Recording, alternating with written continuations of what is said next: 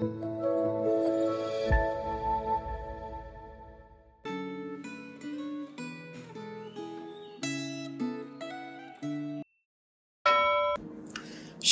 Bapak, Ibu, dan Saudara.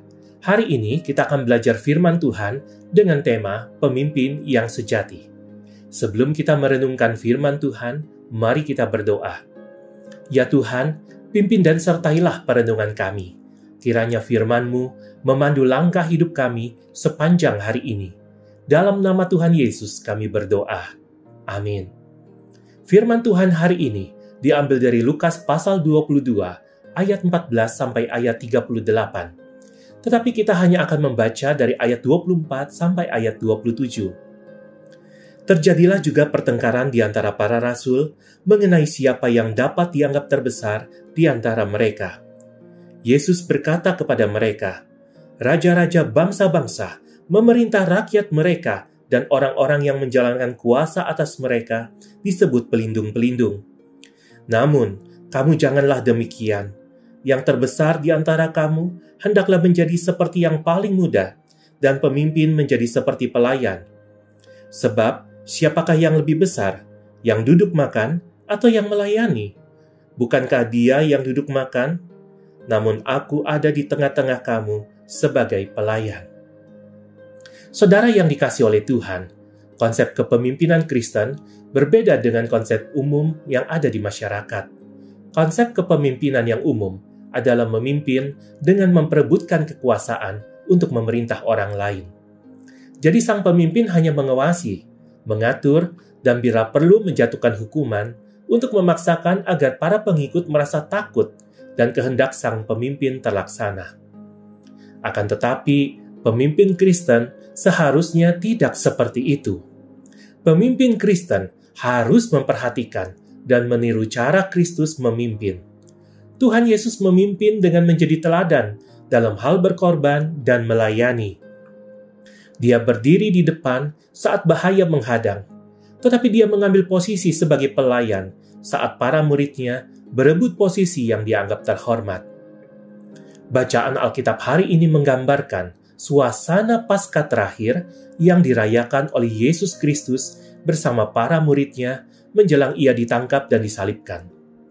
Peristiwa penyaliban bukan suatu kecelakaan, melainkan sesuatu yang sudah direncanakan sebelumnya.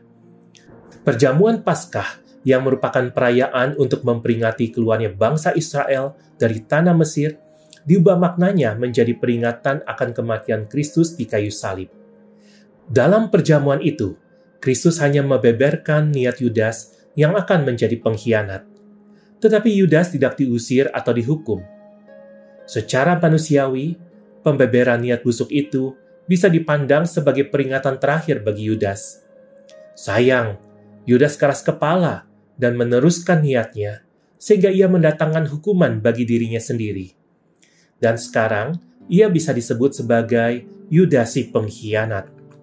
Sebagai pemimpin, Yesus Kristus melanjutkan misinya untuk menjadi juru selamat dunia yang menanggung dosa manusia. Bacaan Alkitab hari ini mengingatkan kita bahwa kepemimpinan Kristen adalah kepemimpinan yang melayani, bukan kepemimpinan yang mempertontonkan kuasa. Ada sebuah gereja yang berusaha meniru teladan kepemimpinan Kristus dengan membuat kebijakan yang terasa aneh menurut kacamata dunia.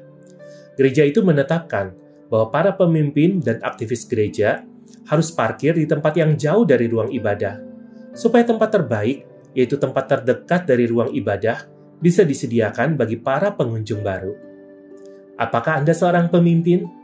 Saat Anda memimpin, apakah Anda menjadi teladan dalam hal melayani orang-orang yang Anda pimpin? Atau sebaliknya, Anda mempertontonkan kekuasaan Anda, merasa senang bila Anda dihormati, dan gampang tersinggung bila Anda diabaikan? Apakah Anda bersedia untuk menjadi pelayan bagi orang-orang di sekitar Anda? Mari kita berdoa. Ya Tuhan, ajar kami. Jikalau kami adalah seorang pemimpin, maka kami adalah pemimpin yang melayani. Sama seperti Engkau adalah Tuhan yang telah melayani kami umat-Mu.